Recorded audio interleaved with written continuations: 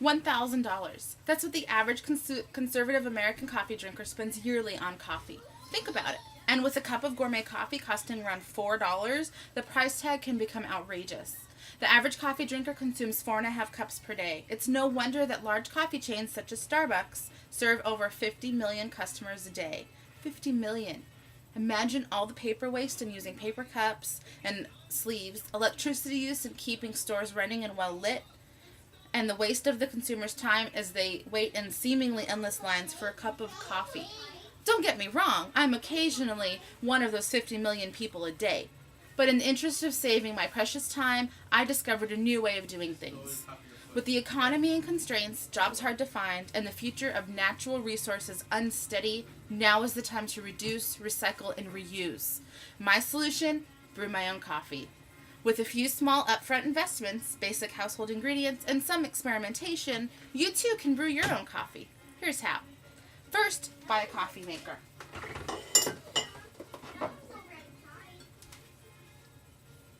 You can find a confidence-building, basic model for very little money. Once you have mastered your desired flavoring recipe, you can invest in a more advanced model. If you are already a coffee maker owner, it's time to take it out of the cabinet, dust it off, and put it to use. Second, buy a grinder. Any home or mass retail chains sell these. They are relatively inexpensive and very easy to use. Let's discuss some things about grinding coffee at the store. Unless you use the entire bag of coffee in 1 week, it is not a good idea. Grinding beans as you use them keeps their flavor at their peak, thus providing for a richer cup of coffee. Third, buy some coffee. Any flavor or brand will do to begin with. You will notice that you develop a preference over time. You may even be adventurous and mix brands or flavors. You can also create your own flavors by adding cinnamon, vanilla, cocoa powder, or whatever you prefer. The possibilities are endless. A note on storing coffee. Coffee is highly acidic. It is not recommended that you store coffee in an acrylic canister. The acid and gases released in storage will cause the canister to crack.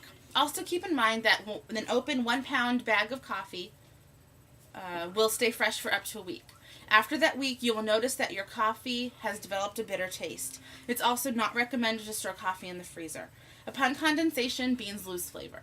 Fourth, there are also instructions that come with your coffee maker. Be sure to follow these instructions. There are usually safety hazards involved using electrical equipment. Be sure to use freshly drawn cold water. Warm water contains particles and sediment from the pipes from which it is drawn, clouding the flavor of the coffee. It can also cause your coffee maker to malfunction.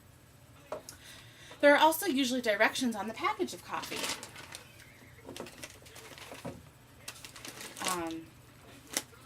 To get the recommended boldness of the coffee, follow these directions. As you become more experimental, you will adjust these amounts to your liking. Coffee receptacles are important. As your mood changes, or holidays arrive, feel free to change your coffee mug or commuter cup. And because you're using your own mug, there will be less waste in our landfills.